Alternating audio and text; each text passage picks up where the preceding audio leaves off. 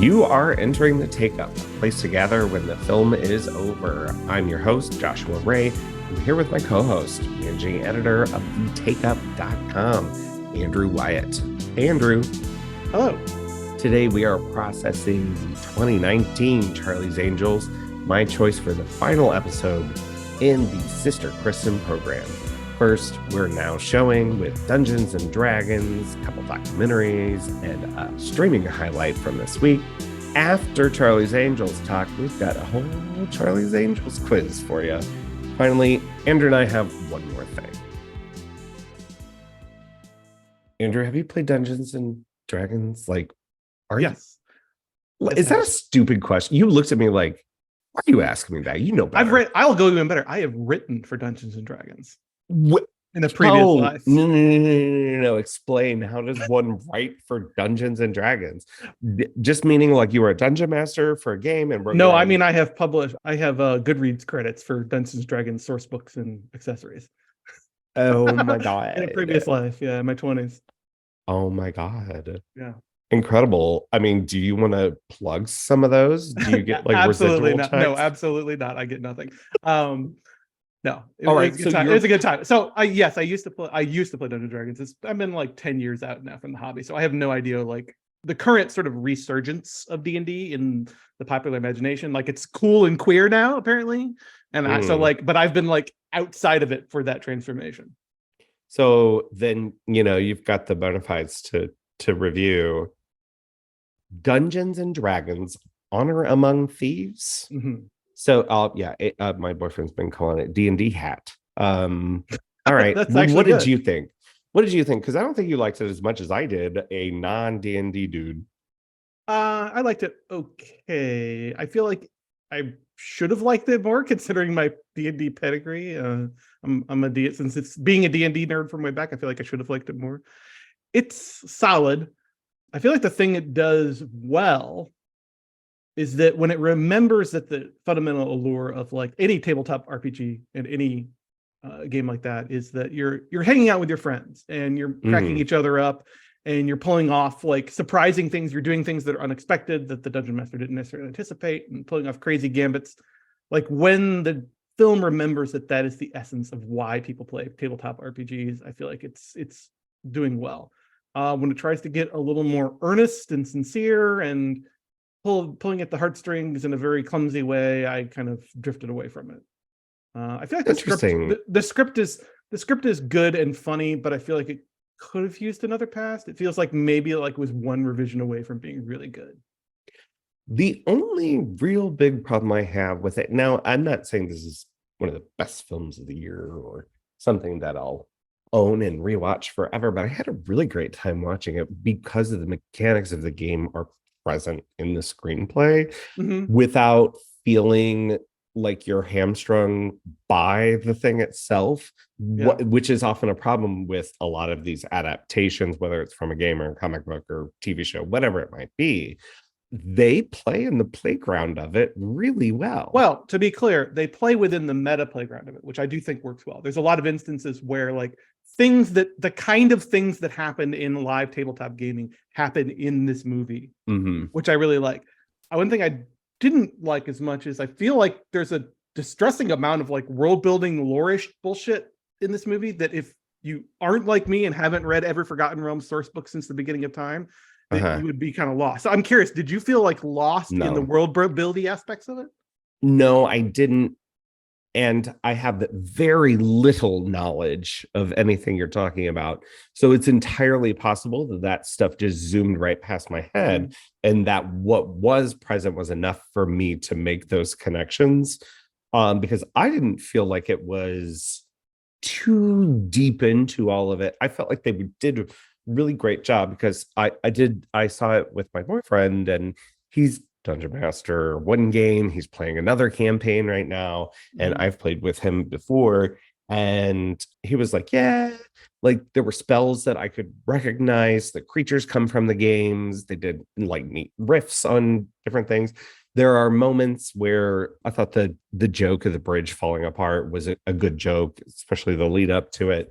I'm enjoying this because it isn't a Marvel film, so I don't need Chris Pine marveling, you know. But it's very obviously a post Guardians of the Galaxy film. It is, yes, there is that. And he's playing a very what's Chris Pratt's character's name in that thing? Star-Lord? Star-Lordy type guy who's like, he's kind of a jerk sometimes, but you can't help but love him. I agreed that this script probably need tightening. It's over 2 hours long. There's probably at the very least one too many side quests. Well, and if you that is will. one thing that I feel like is meta. Like there's a whole thing about like a lot of tabletop Mhm. games sort of go on we need to do A so we can do B so we can do C so we Yeah. can do D. So the fact that the structure adheres Do to enough that, of them. the fact that the structure adheres to that kind of is a point in its favor. I will say that the action is surprisingly good. So these are the filmmakers Action is incredible. These are the filmmakers behind Game Night. And I feel like there's a lot some practical effects, but also a lot of CGI. But I feel like, particularly in like the CGI sort of aided stuff, there's interestingly taking a lot of notes from animation. I feel like there's these guys have definitely watched Ratatouille. These guys have definitely watched Adventures of Tintin, like in terms of taking notes about how to do CGI embedded, like visually interesting a wonder of the druid shape shifting as they attempt to escape the wizard in the wherever the castle or whatever it is. Castle is, yeah. That's pretty good. I mean, it's not. There's a chunky dragon. The chonky dragon. I love him. I love him so much. My son's favorite part. I saw this with my son and he loved it. Oh, yeah. I loved that too. I think you're spot on. Is that it's really the filmmaking that drives you through it. Anyone who uses a split diopter, there's a split diopter shot in here. I'm like, all right, you're taking your time. You're taking your TLC and giving me something. It's fun. I can't imagine I'll ever watch it again, but no. I had a good time. Michelle Rodriguez was the unexpected delight for me. I kind of liked her to be in a hard-ass barbarian type. Their rapport together was pretty great too. Nice, good platonic male-female rapport. I love it. Oh, yes. I'm going to shift gears completely 180 degrees to highlight two documentaries that are playing at the Webster Film Series in the coming week by the time this comes out. The first is Nicholas Gerhalter's film Matter Out of Place, and the second is Geographies of Solitude, which is Jacqueline Mills' feature. Now, Geographies, I've heard like advanced buzz about it coming out of like the film festival circuit. Geographies of Solitude is a really solid film, and they're both interested in the same subject. And I actually thought about you a lot because you're a scientist. In environmental science is right. So the Geographies of Solitude is all about Sable Island, which is southern coast of Nova Scotia. It is an island that is just a strip of sand, pretty much, although it does have sort of vegetation and animal life on it. She has lived there since the 70s when she joined an expedition that went out there and just found herself compelled to the island. And the film is not a traditional documentary. It comes in this line of these geography-minded expedition films that are non-narrative, are not really interested in talking heads, are not interested in traditional forms, but are instead interested in putting you in the spaces, and not even necessarily literally, but this film in particular uses footage that the filmmaker has done in doing experiments in burying 35 millimeter film in the island. So there's this really interesting idea within it about, what makes it the thing that it is. How can we tell this story? How can we give you a sense of the history that's contained within each grain of sand?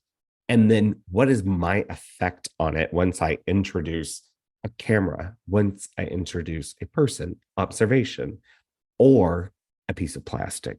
It's all about, really, these films are all about the effects of plastic on Earth.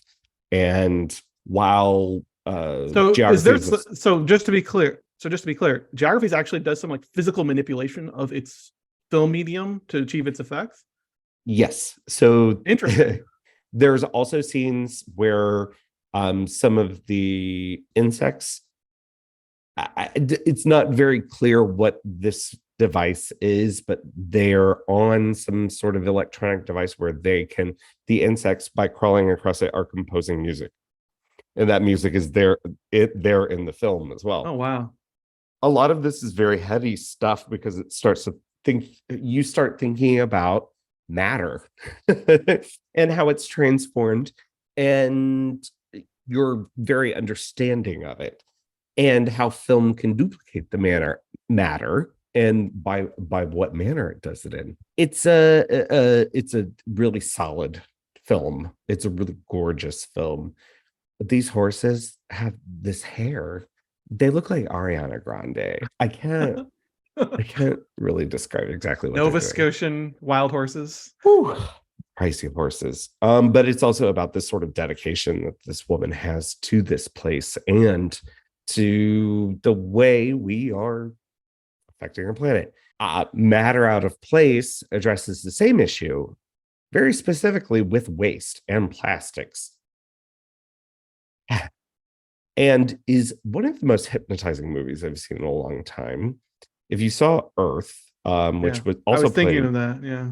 Webster Film Series a couple of years ago, I reviewed it. A very transfixing film about the way people affect the Earth. Well, this one's definitely about that, but it's less about the subjects. The people aren't the subjects, but the mechanisms.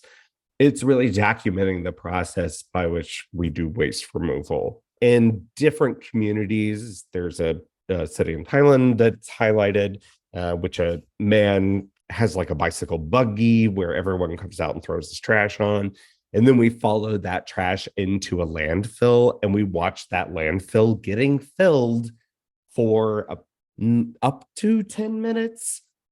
I didn't notice the time. It's really out of time experience, but it's all going to an understanding that, this isn't decomposing. This is a problem. And I want you to understand the process. Sounds a lot like Jennifer Bakewell stuff, Anthropocene, manufacturing landscapes. It is that stuff. Like hypnotized really, by like the industrial fabric of humanity kind of thing. There's a beautification in her work that isn't necessarily here. And that's not a derogatory towards her work. I also can totally get on board with all that. This, while it is very purposely composed and on film and looks great and is hypnotic, it is hypnotizing you into dread. Into utter dread. But there is a final section of the film that takes place at Burning Man that is hopeful. And I never thought I would get hopeful from anything associated with Burning Man. But they're going to be playing. I mean, well, that's some shade right there. Okay. Sorry. They're going to be playing April 4th through the 9th too. And this should be a review up the next day or by the time this comes up. Yeah. So that's Matter Out of Place and Geographies of Solitude at Webster Film Series. And then another shift. Andrew, yes. Tell me about the Hulu streaming pick you have. Oh, so this is a film. The film is Rye Lane, which is premiered on Hulu this past Friday. This is a film that caused a bit of a buzz at Sundance. A lot of people were very enthusiastic about it. By the filmmaker Rain Allen Miller, British film director. I think this might be her first feature-length film, but this is a rom-com. So again, shifting gears yet again. And I'm not necessarily like a easy mark for a rom-com, but I had heard so many great things about this and went into it with an open mind. And I freaking love this movie. So this is just the best way I can describe it is, I hesitate to invoke the Before trilogy, but it has a bit of that structural aspect of the Before trilogy. So it's two people sort of meet uncute in a way, and then sort of in London and sort of spend the day together, getting to know each other and realize that maybe they're kind of falling for each other. So that's the structural conceit, but that implies a certain tone that in the Linklater movies that isn't really here. This is a very, it can be earnest and serious in parts, but it's a very lively, vivid, funny, but lively in both the sense of the material and the sense of the presentation. There's just a great melding of two different sort of worlds. There's the sort of very textured world of Black London. So this takes place in London, and both of the protagonists are sort of Black West Indian descended Londoners, and it's very deeply embedded in the culture of like West Indian London life, British life. But on the same time, it's taking place in a slightly fantastical rom-com world. So like it's a very adept union of those two currents of setting, slightly fantastical, but also grounded and culturally, texturally specific. And we have just two incredibly winning leads. Sort of the setup is that they've both just sort of gotten out of bad breakups, and they're maybe in a place where they're maybe or maybe not ready to start seeing people, and they sort of randomly bump into each other at a mutual friend's art show, and through a series of sort of events end up staying together for the day. It's got a lot of crazy like flights of anecdotal fantasy that remind me of other Black filmmakers. So the filmmaker is an Indian British woman, I believe. She's doing these amazing things with wide angle lenses consistently, and every image of this movie pops with colors. It's a very like feel good movie in the best possible way, not in the sense that it will sort of lull you into a false sense of, well, I was made happy for 90 minutes by this pleasant little thing. It's a movie that makes you feel where the characters are. So like if you were ever in your 20s and making bad romantic decisions and just kind of fumbling through life, you will instantly like connect with this movie, no matter what your background is, or your had it together, who you dated or always. whatever. Like there's a vibe here about being in that specific place in your life that is just really awesome. And that title is RYE Lane. It's Rye Lane, like yeah, street, a specific place in London. Yeah, just a very, very fun movie. Some cool like. I think part of the success of it is that it takes the rom-com tropes absolutely seriously. Like it is not a movie that hates like if there was another kind of rom-com, like postmodern rom-com that could sort of hate rom-coms, and that would work to its disadvantage. This is made by a filmmaker who clearly loves the genre and is embracing it with like her whole heart, but she's also tweaking it in interesting ways and doing some unexpected fresh things with it, which is something the genre definitely needs. There's some nice like presentation of the it's a hetero rom-com, so it's a man and a woman. There's an interesting thing where it places the female character into sort of a Manic Pixie Dream Girl place in the first half of the film, and then spends the back half of the film deconstructing that she isn't tearing down her maybe self-image as a Manic Pixie Dream Girl. So it's a very, very smart and fun, and it's a whole heart movie. I'll say that for it. I loved it a lot. Probably that's one on of my favorites. Hulu? Hulu right now. Probably one of my favorites of the year so far. Oh, there we go. Yeah. And I would say Matter Out of Place is one of my favorites of the year so far. So, we got some hearty recommendations this episode. We're hitting them all over the place. As we move in to talk about a shitty movie. Oh, wow. I thought it was shitty. Elizabeth thinks, I hope you're not listening. She probably isn't. Me too. Just, I would spend your time more wisely, Elizabeth thinks. Where's Cocaine Bear at? Go make cocaine reindeer or something. All right, whatever. We also, there's a bonus. Oh, we have a guest. All right, it's my choice for Sister Kristen's final episode. We're going to talk about Elizabeth Banks' 2019 Charlie's Angels with Dr. Anna Quiring, who you remember from her Twilight episode. That's up next. Outstanding Angels. You have a new client? Who is she? I can't sleep at night. I'm the lead programmer on a product that can revolutionize the power industry, but there is a possibility it can be weaponized. Elena, we need to go. Now! Why did I pick this film? I'm asking you. You need us to supply the reason why you picked a movie? Yes. I think the answer is you thought that doing female directors would make for a more interesting project.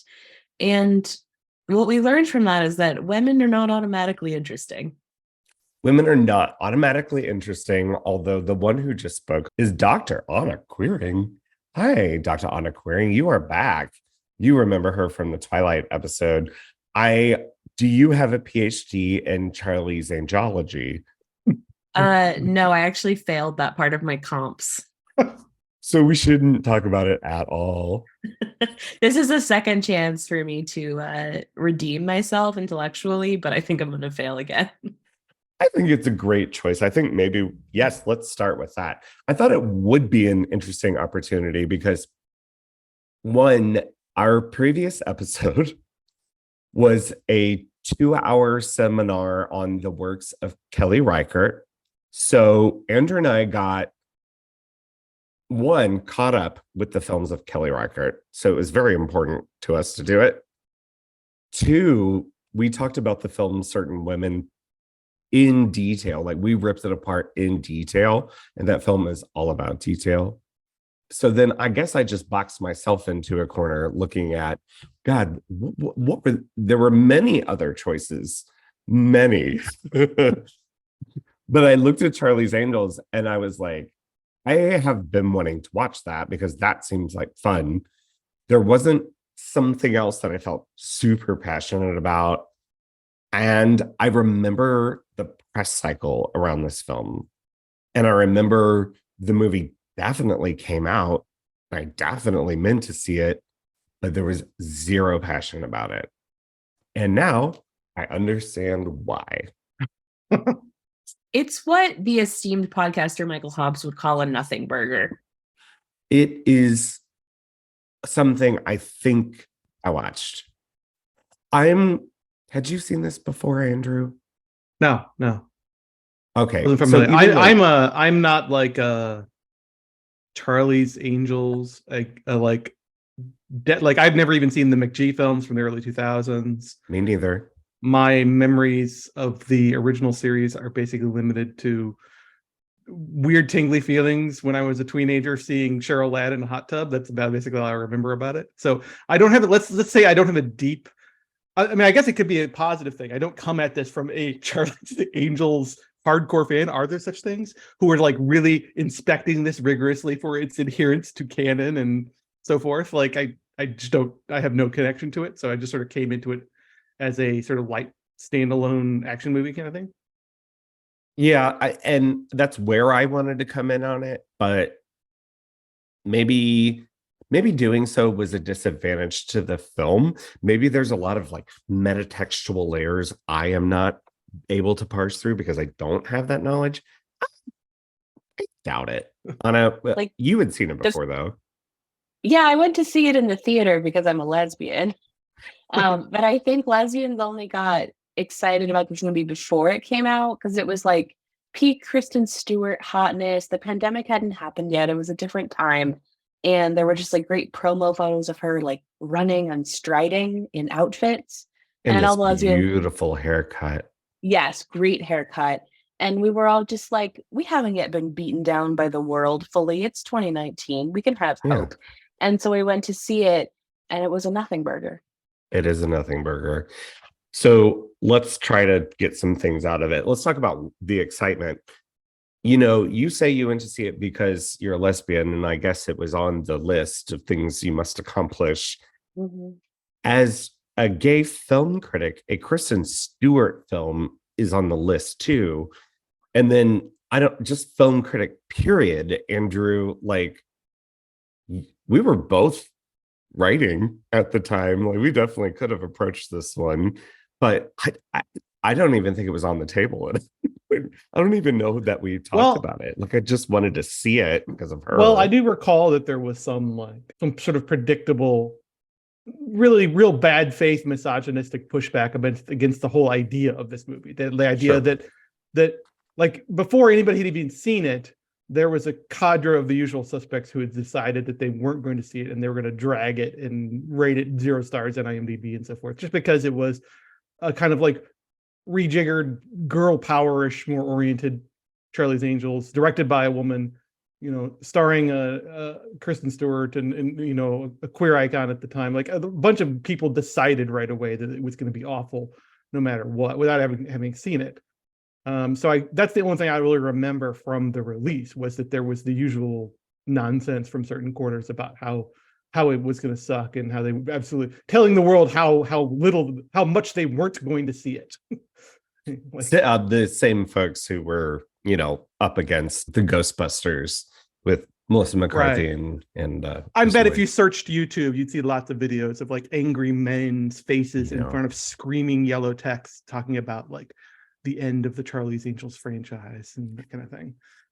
Yeah, which seems like a very of course that cycle is going to eventually just land on that, right? It's like that's a product, the original product is something that is like pro woman go do things, such post second wave feminism thing that ends up being the object of male desire, and like Farrah Fawcett in her red bathing suit being on walls of everyone, and then ends up, I don't know, keeps cycling through that thing until we get to this, which feels like it has to blatantly call out, no, we are only, pro female girl power, with an early montage of ladies doing things. Yeah, very like an inexplicable. antidepressant commercial. Are we going to talk about that really about that? Like the most inexplicable gesture in the whole movie, I think, is the weird like girl power montage at the beginning. It's like it's like either like a nonprofit or a Pepsi commercial. Yeah, UNESCO wanted to show us like their highlight reel for like 5 seconds, a UN promotional video, and dated my stupid blockbuster movie. I don't know, it was weird. Yeah, especially because the cold open of the film is, I think, probably the best scene in the whole thing. And maybe it's because it's a lot of close up of Kristen Stewart like flirting at me, like into the camera. And of course I guess they're sending up what your expectations are of a Charlie's Angels property.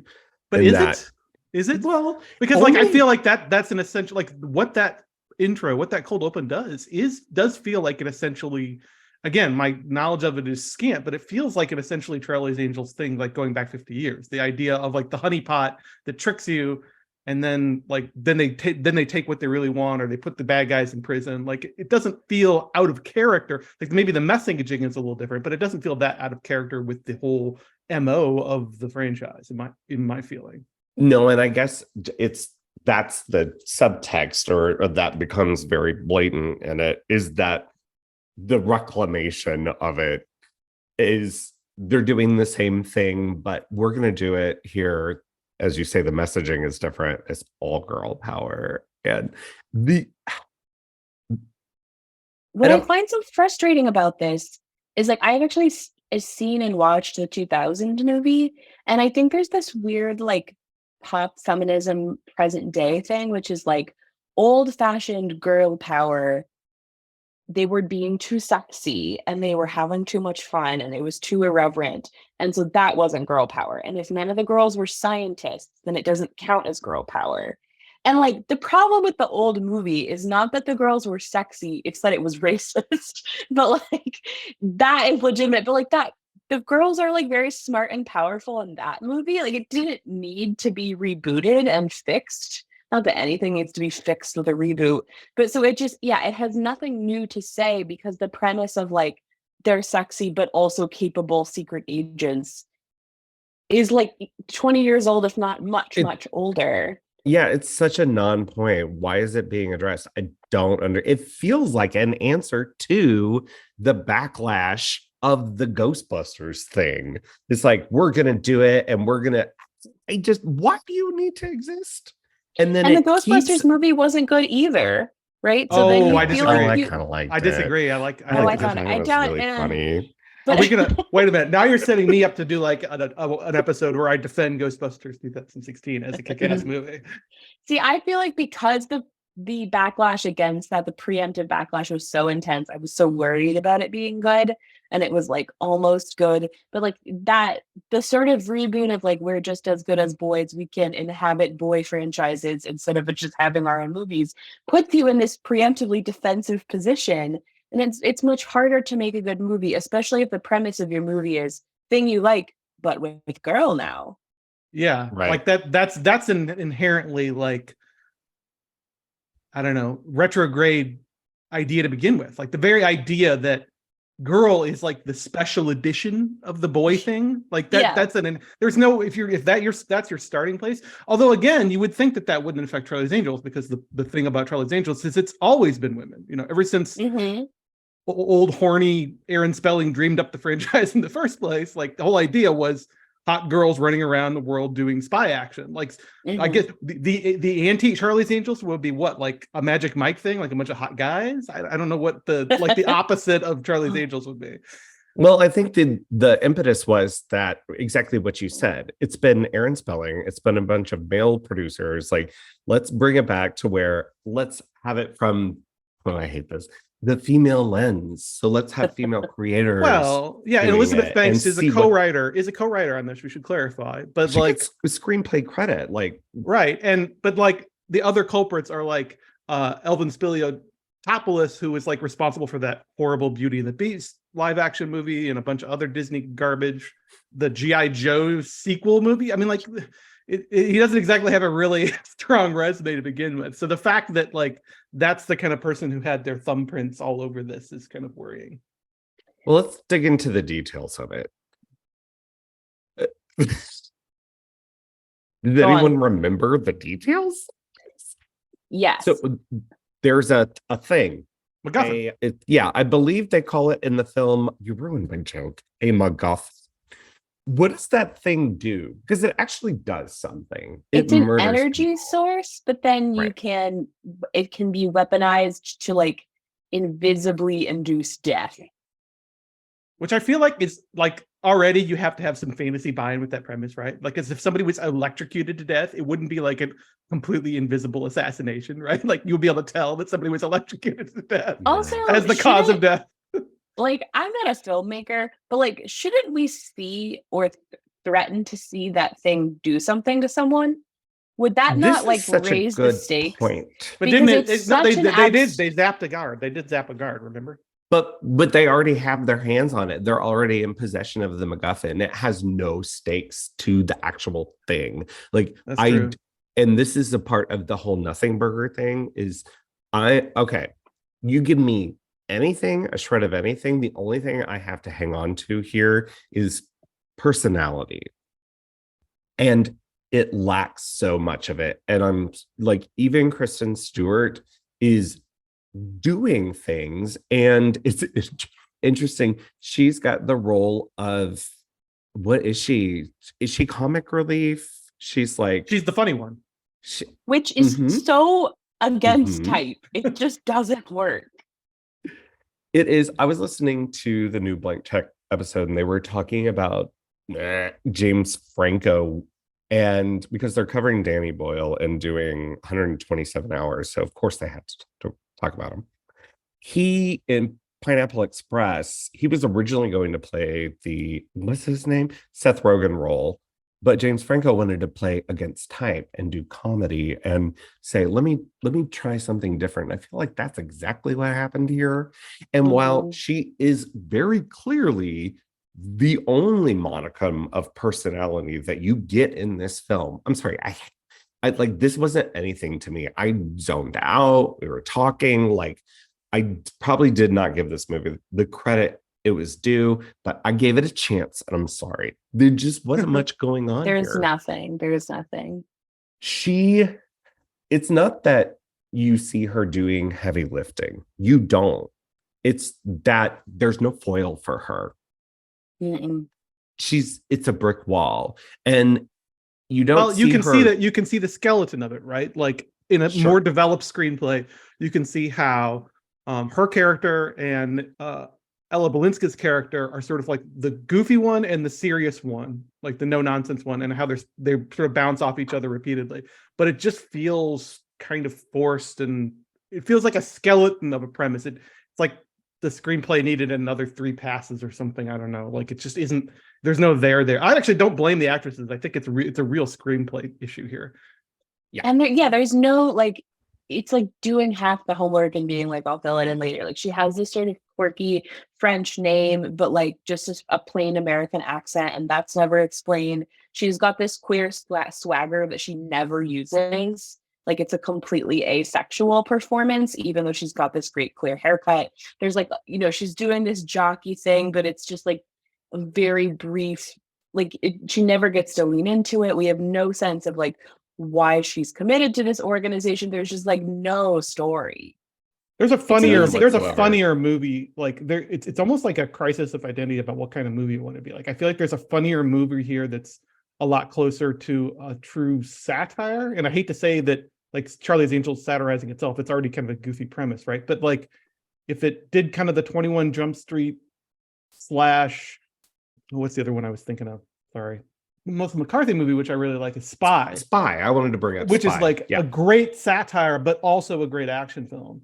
I don't know. Like I feel like there's feels like there's a scene, with Kirsten Stewart hanging around with the other jockeys, bouncing off of them in funny ways that was cut entirely. Like, why did they give her that costume and put her in the situation if they weren't gonna and create her as a quote unquote funny character if they weren't gonna give her a scene to do something with that?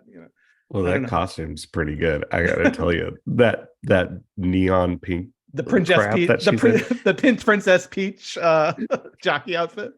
Yeah, and like, don't they want to be a little bit more discreet when they're on these missions? No, not at all. No. To your point, Andrew, that's a joke, but that joke here isn't a joke. They're just in bright neon pink because they look cool like that, and they're just. She like zip lines down from the tower, like with a gun in her hand. Yeah. Okay, cool. This brings me to what I think I have discovered as my only thesis statement about this film, which I did not come to until rewatching the trailer right before watching this. I think this movie is a B+ Disney Channel original movie. I think this movie is for 11-year-old girls because other than the man getting impaled at the end of the movie. Yes, except for all the gun violence. But like there's no real sexuality in it. Like literally the most sexy thing that happens is she like flirts with Noah Centino, literally a children's movie star, about their favorite chemicals. It's like girls can be scientists, go girls in STEM. And they all wear sequins. There's literally a dance number where they do a rehearsed dance that has no point in the story. And everything is completely toothless. And like literally the funny one is like, I sure do like snacks. Like I think absolute B+ movie for 11-year-old girls, and I would have loved it when I was about it. Yeah, interesting because all it's giving me is TV as well. This is my thesis about Elizabeth Banks, the filmmaker. Not good. Good.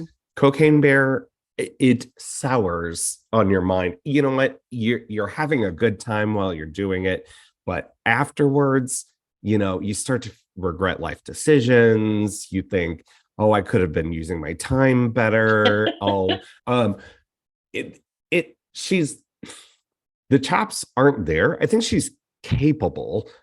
She's like a journey. Oh, I was gonna say journeyman director. I guess that's a stupid thing to say. But is it bad? Wait a minute. Is it bad that we're doing a 3-movie series about Kristen Stewart with female filmmakers, and we've kind of ragged on? I have on twice, but yeah, no, it's not, because I'm just going to judge them as anyone else, because the films that she has made, I have seen 3, all of them bad. Not good. Cocaine Bear, okay, Pitch time. Perfect 2? What's the other Pitch Perfect 2 is the one I've seen. It's like she's got like a budget diet Reese Witherspoon kind of like girl power Gen X vibe that I just don't care for. It reads very Gen X. It reads very television. It reads not a lot of cinematic inspiration. I don't really know why she wants to be behind the camera, because she's not really doing much with the camera.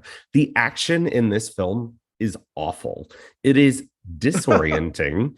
It is not concerned with any spatial logistics. And then within it, there are shots of nothing. There are shots, like overhead shots of people who are kicking each other around a table, and all you see are just their legs flailing, and you're just looking at a table. And I'm like, Why did you do that? Why did you put that in? Remember when Bohemian Rhapsody won its best editing Oscar, was nominated, and everyone was talking about that scene where they're out on that balcony, whatever. A terrible movie, but there's a shot of a chair inserted for no reason. And that is like the action in this film is all chairs. And Yeah, that's your pull quote right there. The action in this movie is all chairs. All chairs. Oh my god. Yeah. So there are good things to talk about in here, though. I guess I didn't bounce off it as, I mean, like, I don't think it's a good movie, but I didn't bounce off it as hard as you did. Well, why don't you segue us into some fun things that happen in this movie? Well, like, okay, so to get back to sort of the movie's sort of whole reason for being, right? Like, I feel like it's weakest and it's actually like cringe weak when it's trying to tell girl power, but when it's just showing girl power, I feel like it's a solid enough little action movie. I guess I didn't bounce off the action sequences as hard as you did. I think that the parts, like the heisty parts, are the parts where I thought it was singing the strongest. Like the whole infiltrate the technology company and get out, and they're just, for a second I was like, why are they all wearing the same outfit? Isn't that conspicuous? But then like you realize that it's because they're dressed specifically like another coworker. Yeah, and with a particular haircut. And there's a lot of up and down the staircases. It was kind of given, Ocean's vibes or something. Oh, okay. But I mean, like those aspects when it's leaning strongest into being sort of a heisty movie, I thought it kind of worked pretty well. Just even those things feel like pale comparisons, like facsimiles of other things. That to me is like a Mission Impossible sequence, but like you don't have a De Palma or a John Woo taking care of it. So what you end up with is sort of mess. And I do love mess, but in this film, when you need something to work like clockwork, I don't know. And then there's sort of resolving action into the final third of the film where there's parallel action happening, one in like this factory set in the layer setting of the whatever evil company, and then outside of it with Kristen Stewart, or no, she's in, see, I don't even remember. She's about to get eaten by a rock thing, right? Am I making this up? Rock Cruncher. Yeah, Rock Crunchy. Kristen Stewart. But, and Ella Balinska's outside, right? And it's just a muddle mess to me where I guess some of the fun for me is that it's approaching the things that I wanted it to be in some corners when they are allowed to, like what you alluded to earlier, when they're allowed to sort of rest and be and just kind of chit chat. Some of that's kind of fun to me. There's that scene where they're about to move into the next phase after the action sequence I was just talking about, where I forgot the actress's name. Naomi Scott is talking about, do I get to come? I help do all this. And they're like, you're fucking here, aren't you? Like we're reading you in. We're literally like, this is the plan. Like that stuff's cute. I don't have a lot of good stuff to say about this. I do like Naomi Scott in this. I know Kristen Stewart's sort of the A-lister in this, but I do like Naomi Scott in this. She was in the Aladdin remake, which was awful, but she deserved better than that. Yeah. I don't know. I kind of liked her whole.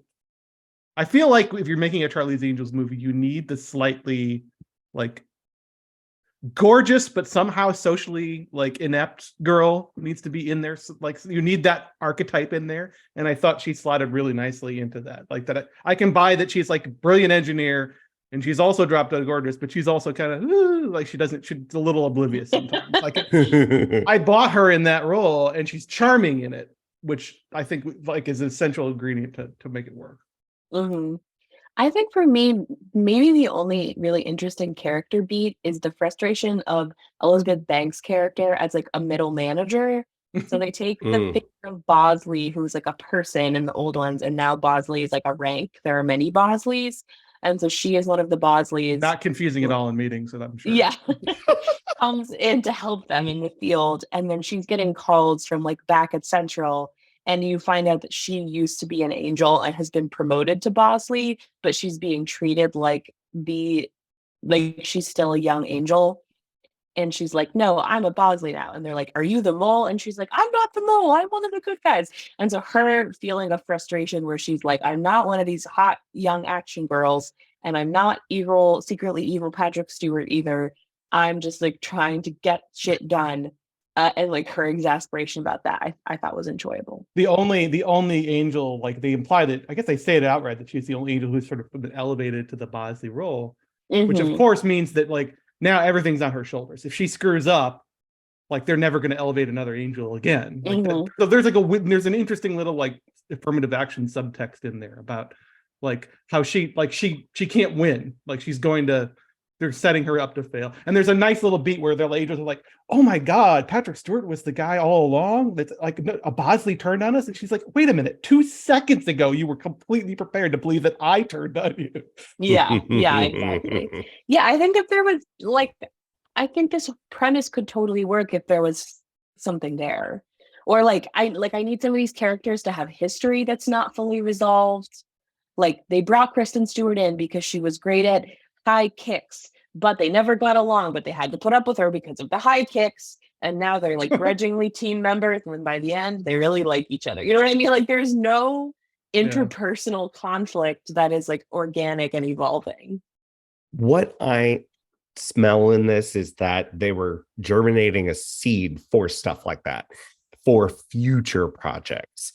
And the reason I say that is I can see, I do like the in party sequence where everything's sort of revealed and you find out that, oh, Elizabeth Banks, her Bosley is triple crossing, and then the double cross of Patrick Stewart's Bosley or something's happening. But then everyone in the room, turns out everyone is an angel in there. What I want, and maybe, I don't know, maybe I don't want these specific people to make it, but I would love like a casino Royale, meaning the old one with Peter Sellers, where it's just sort of episodic, globe trotting, watching a bunch of crazy like angel network, maybe even Altman style of hijinks around the world with all the a little bit of Charlie's lifestyle Angels. Porn in there, great coffee. Luxury, just like a Bond film, lots of luxury and that kind of thing. I want a Bond film that goes wacky. I want a new Casino Royale. Everyone's gonna get confused when I say that. Y'all look it up. There's an old Casino Royale that they had the rights to that one because that was the first book. They bought the rights. It was the early James Bond film that isn't a James Bond film. Okay, Peter Sellers is in it. Promise. It's maybe fun. I don't know. I believe you. Could be. There's just like too much going on here. Like, and I say that about a movie that doesn't really. We say it's a nothing burger, but I think one of the reasons it kind of turns into a nothing burger is because there's too many little pieces of, I don't know, tonal, not even tonally dissonant, but like too many different ideas. So we have a movie over here that's a more satire of like the spy genre, in the vein of Spy, or even like Archer or something, where they're hanging, like at the end they hang a lampshade on the terrible like James Bond pun after she impales the guy. Like there's a kind of movie that can hang a lampshade on its own metatextual joke, and this is not that movie. But then there's like some serious stuff about like, oh, they're helping out the women's clinic in Turkey. So is this a gritty movie about the position of women in the world of international cloak and dagger, or is this like a lighthearted, sexy romp? Like what's going on here? There's just, I feel like you could commit to any one of those things and can maybe come up with something stronger than this sort of mixed bag. Hey, girl bossing means you can have it all. Okay. Girl bossing means never having to commit to being good at one thing. Right. I do like what you were saying, Anna, that this feels like a reaction to Ghostbusters in some ways. And not just Ghostbusters, but also the whole thing that we've been dealing with the last 5 years or so, with like reaction to Captain Marvel, a reaction to the newer Star Wars movies, where like there's this really virulent misogyny that's infected like pop culture discourse. And like now it feels like Hollywood, like I think this was around the time that Hollywood maybe felt like they had to kind of get out in front of it or react to it somehow, but the results have been so middling. I don't know.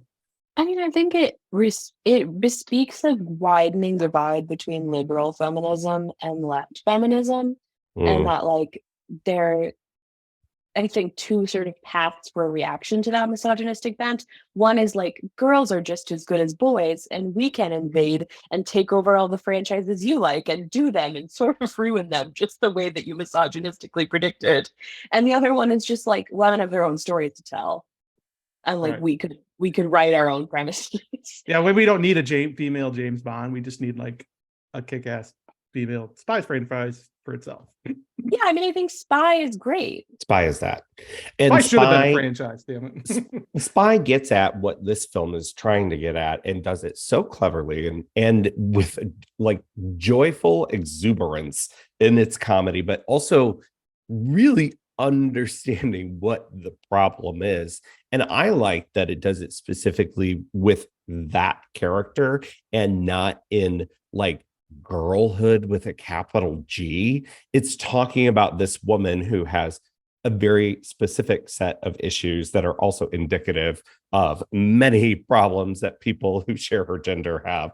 But it does it so with tastes so good. And it remembers to it's be a so kick-ass funny. action movie too. And it's smart. Yeah, it's a smart action movie with great action sequences.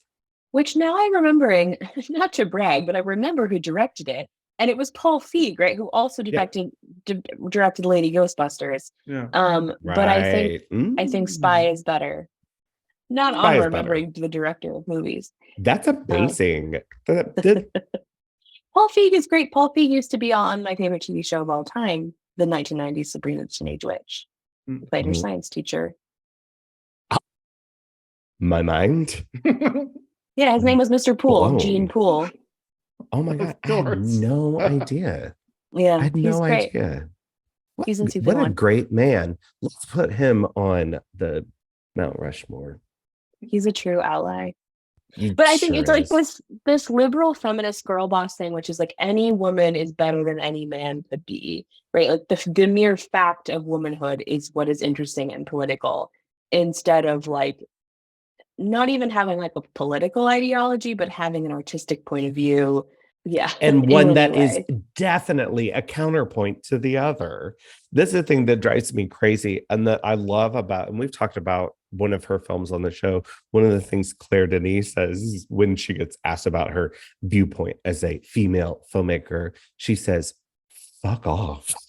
I don't even know what that means. I don't direct from my vagina. Like how does that define me? It doesn't define my viewpoint. It doesn't make the camera into a different thing. I am the person I am, and I am my collection of experiences. It limits and flattens the differences between women who are different from each other, either in structural, intersectional ways or incidental personality ways, both of which are interesting. So, yeah, I think just like describing directors in categories of identity really limits our ability to be precise about what we want to see. And that's why we did a female filmmaker series. Sorry.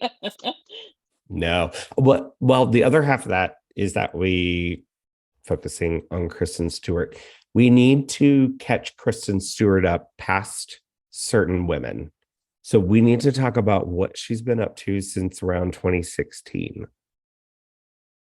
There are two things that I really see happening. It is the maintaining the cult of personality and really odd biopic projects. Biopic. Lizzie, which I have not seen. Anna, you talked about last time you were on. You've seen it. I enjoyed it. Yeah, I've saw seen it. It's not good. It's not good. It's not good. But also weirdly, sort of like Center Women, she's not the lead. Chloe Sevigny is the lead, is playing Lizzie Borden. So she plays JT Leroy. Are you too familiar with the exploits of Leroy? I know the story, but I haven't seen the film yet. Yeah, JT Leroy was a writer, wrote The Heart is Deceitful Above All Things, was a woman posing as a man and became celebrated author of this wild expose of just sort of heart-rending autofiction. As it turns out, it was all lies. It was all, just fabrication, a very kind of F for fake situation. But there's a fiction film directed by Justin Kelly with Laura Dern and Kristen Stewart, reunited after not appearing together in Certain Women. But then, of course, we've got Spencer, we've got the Gene Seberg film, Seberg, and Susan Sontag. She's playing her in an upcoming film. I didn't know that. Yeah. I'm excited about that. I am looking at her filmography now and realizing another movie we could have done for the series that I also hate. Another Kristen Stewart movie directed by a woman, which is Happiest Season. Which is yeah, we dated about that one.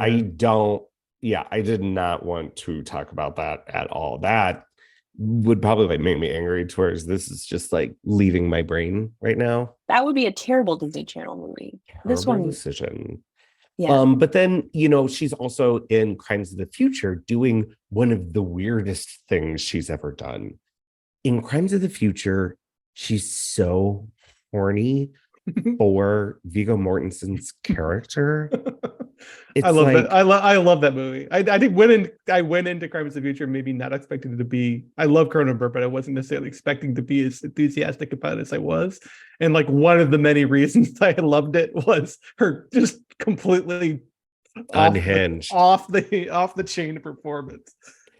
And it's not. It's when she starts, you're like, oh, this is a choice. And she really leans into it. And she's the one who gets to say surgery is the new sex. So give it to her. I don't know. Anybody got any other thoughts? This is a movie I won't remember. I have enjoyed going through talked about Cult of Personality, Kristen Stewart. I love her trying to fit into different modes. And even sometimes where she doesn't fit. She is such the very specific nervous ball of energy, trying to see her do the honeypot thing while still clearly having that because she can't get rid of it. It's great. I really loved her in Irma Vep, which is sort of a spoiler that she plays someone in Irma Vep. She's not credited, but she plays this mysterious girlfriend of the Alicia Vikander's Irma Vep character. It gets really complicated, but it's sort of in the way Clouds of Sils Marie is a comment on the kinds of things Kristen Stewart was up to in the 2010s and before. This is a comment on the follow-up of all of that, is the progression of that. And we haven't explicitly mentioned it, but she's kind of become, an essayist player, so to speak. Like she's been in, I'd say, 3 of his projects now. And yeah, that would be his third one with her. Yeah, she makes some interesting choices. I didn't cover that she did make a Woody Allen movie in 2016. That's interesting. An interesting choice to make in 2016. Yeah. All right, you two want to play a game? I think we've run out the discourse on Charlie's Angels 2019. Sure. All right, this game is all about Charlie's Angels. Who could have thought that I was going to do that? So, play it on us. I've got trivia. This is really just a chance to talk about all the wild trivia pieces of folks who have played Charlie's Angels. So let's get the one out of the way, right? Kristen Stewart. Oh, Kristen Stewart. So for Kristen Stewart, I would say is one of only 2 American actors to win a César award in France, the French equivalent to the Oscar. The other one is Adrian Brody. And that's Kristen Stewart. Okay. So you get the rest are trivia questions that are the answers are people who have played. They have played. Yeah. Okay. So this is all sourced from IMDb. I'm sorry if it is incorrect. but I also don't care. First up, I'm going to give you 2 little trivia facts about this performer. First, her parents are ministers at the Bridge Church in London, England. Second one, was cast as a supporting character, Ryoko, in Ridley Scott's The Martian, but all of her scenes ended up on the cutting room floor. Lucy Liu? No, this is Hmm. Naomi Scott. I don't know who the character Ryoko is, but I don't know. Seems odd. Seems like an odd fact. Naomi Scott is Indian English. How is she Ryoko? I don't know. I don't know anything about that character because it was cut from The Martian. All right. Next up, her favorite poet is E.E. Cummings.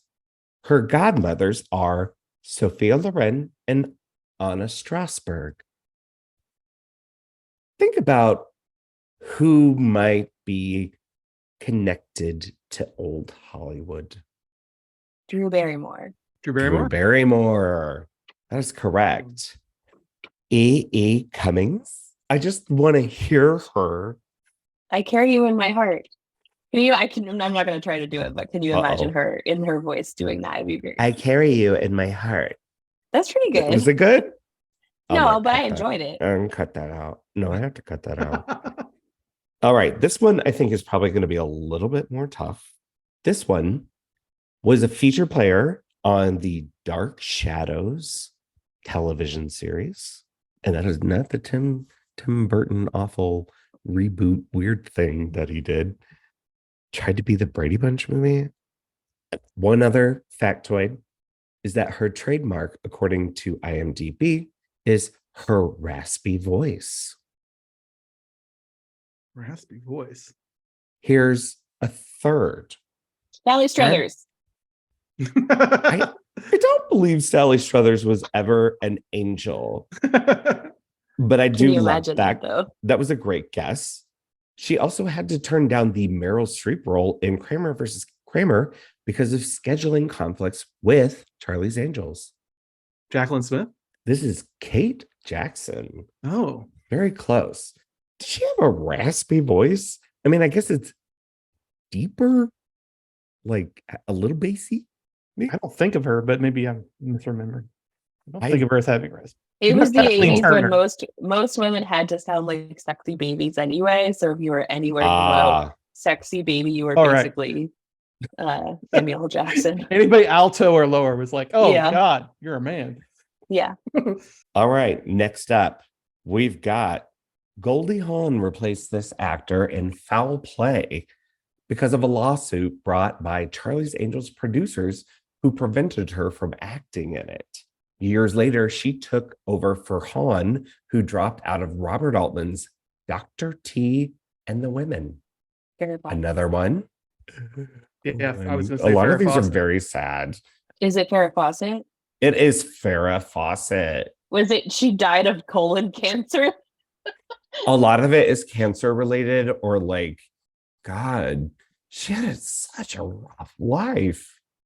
I mean, Being she quiet, was, it's not that good for you as a woman. It doesn't help. especially when you choose Ryan O'Neal as a partner. Mm. A notoriously not great man. I don't know. Maybe he was great for her.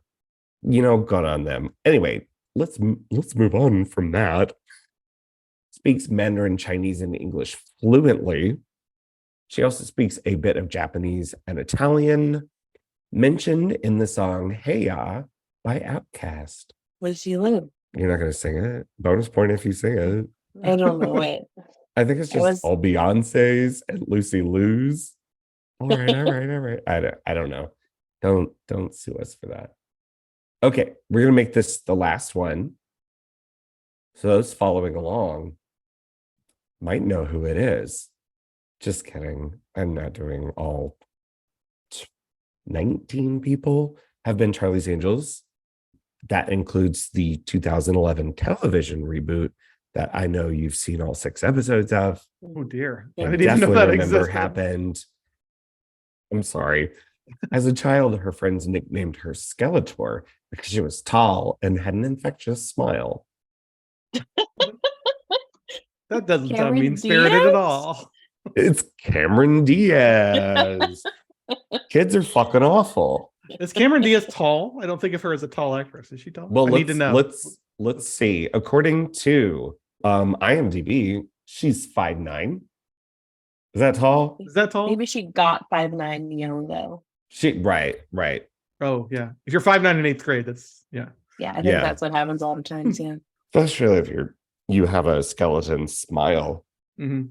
Like infectious smile, so you call me Skeletor? Yeah, that's rough. Kids are I weird. don't know. I feel like one of her bullies went on and like edited that trivia to make it sound nicer. It was because she smiled. To be fair, I do like when Cameron Diaz like has her evil smile. Like when the friendly smile isn't as interesting on Cameron Diaz as like the evil psycho grin. If you've seen Vanilla Sky, Vanilla Sky, yeah, where she says the thing yeah. and then does all that. Yeah.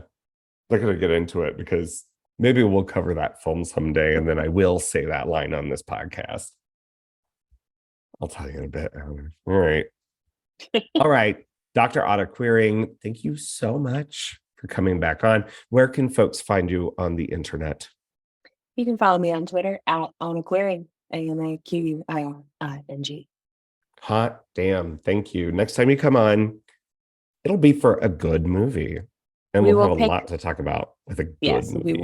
we will pick a good movie that has no women in it. So That's join what we've us learned. for in this 12 series. Angry Men with Dr. Anna Quiring. Join us for The Godfather, a movie Anna has never seen and would never bother to watch. That definitely doesn't have any women in it. I haven't seen Definitely. it, so I wouldn't know. You wouldn't know. You Yeah. wouldn't know. All right. Thank I you so think- much. Thank you. Oh, Bye. go ahead. No. Well, I was going to try to come up with something to say, but I didn't have anything. So you can cut that out. Can I leave this in? No. Yeah, this is a really good. This is really good repartee. All right. Every episode, start out with one more thing.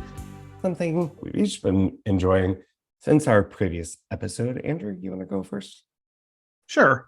I think maybe last time or the time before I was stomping for Criterion Channel. I think I'm going to do it again just because I saw that April 1st, just, new month, new set of collections and so forth that Criterion has put up on the channel. The one that caught my eye this time, a lot of great stuff, Harold Lloyd and erotic thrillers in the 90s and so forth. But the one that caught my eye that I want to specifically recommend is the David Lynch collection, and not for the David Lynch's features, which I think a lot of our listeners have probably seen, but specifically for his short film collection. I think this might be the first time that some of these have been available in any streaming platform whatsoever. And to me, it looks almost comprehensive. I think they've put almost every short film he made, at least his earlier short films, maybe not some of the later stuff he did, but this is a collection of films, some of which were made during Lynch's sort of student days in Philadelphia. So pre-Eraserhead stuff, and also a little bit of some later stuff he did in the 90s and 2000s. Particularly the early films from the 1970s are really powerful, and some of them are very short, just a couple minutes long. Six Figures Getting Sick is like his student film. The Alphabet and the Grandmother, both of which are like just terrifying. Surreal horror shorts. The Amputee, starring Catherine Coulson from Twin Peaks, a film he did as a part of like a Lumiere festival called Premonitions Following an Evil Deed. Just some great stuff in there. His whole Dumbland series shorts is on there. So if you're sort of like a Lynch fan, but you've never dipped your toe into the water of David Lynch's short film filmography, particularly his early stuff, I definitely recommend it. It's just a couple minutes you can watch the whole collection in 30 minutes, and it would be well worth your time. Some of it is very disturbing. I won't gloss over. Some of the early stuff in particular is very sort of experimental in that, and non-narrative in surreal in that Eraserhead kind of way. But if you like that kind of thing, you'll definitely be vibing with it. Yeah, Six Figures Getting Sick is originally an art installation that accidentally became a film. It was a mixed media thing, that became his film. I wrote about some of these shorts years and years ago, so it's been some time since I've seen them. But they haven't been available. I watched an old crummy DVD collection of them from years ago. So the fact that these are sort of available at your fingertips is a big deal. So take advantage of it if you do have a Criterion subscription. Yeah. And they still got those series we talked about last time on there. Yeah. Shell Yo, and the one you highlighted was Preco Paramount. Yeah. Preco Paramount. Yeah. Very good. And where can folks find you? You can find me on Twitter at as long as Twitter's still alive. It's an arachnophiliac on Twitter, and you can find me on Letterboxd at AWyatt76. And you can find all my writings and those of my fellow taker-uppers at thetakeup.com. Very good. I've been reading a book called Oscar Wars. This is Michael Schulman's book covering the history of the Academy Awards, but also covering history of popular culture in the 20th to 21st century. First 100 years of Hollywood's history. This book just recently came out, right? Yeah. I saw a lot of buzz about it a couple months ago. Yeah. So each chapter covers a period or like an idea or an awards ceremony. I just finished the chapter about the 1989 Oscars, which was notoriously a fiasco that began with an actress playing Snow White and Rob Lowe coming on and doing a musical number that was produced by Alan Carr, the producer behind the film Grease, and very notorious Hollywood scenester, and his rise and falls centered around the 1989 Oscars. And this is very a miniature story within it collapses to this singularity of this moment at this Oscar. Yeah. And it has within this epic tome that is the history of the Oscars. And it covers 1951 Oscars, specifically the notorious Best Actress lineup from that year. And there's a whole chapter on the Blacklist that taught me new things about the Blacklist that I'd never known before. So it's a great book, not only for like an Oscar nerd like me, but someone who might be interested in the history of Hollywood and how that, ripples outward and has ripples inward from popular culture, American history during the 20th century as well. It's available for you to pick up now. And I've been just having a lot of fun with it, even though right now I'm in the 1999 Oscars, which would have been the race between Saving Private Ryan and Shakespeare in Love. But of course, that is the story of Weinsteins and DreamWorks. So a lot of fun in that one. But anyway, I'm Joshua Ray. You can find reviews on KMOV. Find me on social media at Crispy Retinas. Written work at thetakeup.com. That's the take-up.com, where you can find all of us. All right, goodbye, Sister Kristen. We hardly knew ye. Might have known ye a little too well. I don't know. I probably said some things about Kristen Stewart I should lock down, but I'm gonna get back to Personal Shopper for this series, for this show at some point, right? I have just always sort of think about Personal Shopper. You know how many times I've seen Personal Shopper? One. And I own it, and I've only seen it once. And yet always thinking about it. Always thinking about it. It's that one night, the one magical night that you can't forget.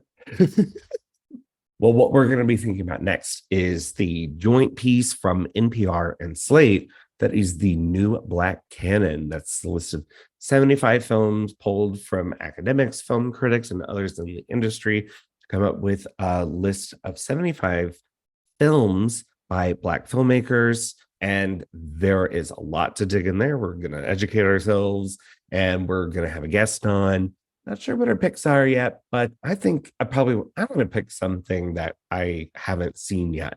That's how I'm leaning. That's how I'm leaning too. I kind of want to pick something brand new, do a blind. Yeah, see where it leads. Use the opportunity to teach myself something. Mm-hmm. All right. Well, until then, I would view that piece, and that's available on both npr.org and slate.com in different versions. But it's the same content. You can see all 75 films there, and we'll be talking about some of them. And I want to thank Kel McCullough for our social media, Jessica Pierce for our editing, music by AMP, and of course our partners at Cinema St. Louis. And please like, subscribe to the podcast, leave a review, give us 5 stars, all that stuff you hear at the end of podcasts. Also follow us on social media at the Take Up STL. Until our next episode, yeah, I don't know, go check out that new Black Cannon. Start watching your movies. Watch some movies. A lot of them are available on Criterion Collection right now too. So there's that. I don't know. I don't have a cute ending. Thank you, angels. Thank you, angels. You may retire now, please.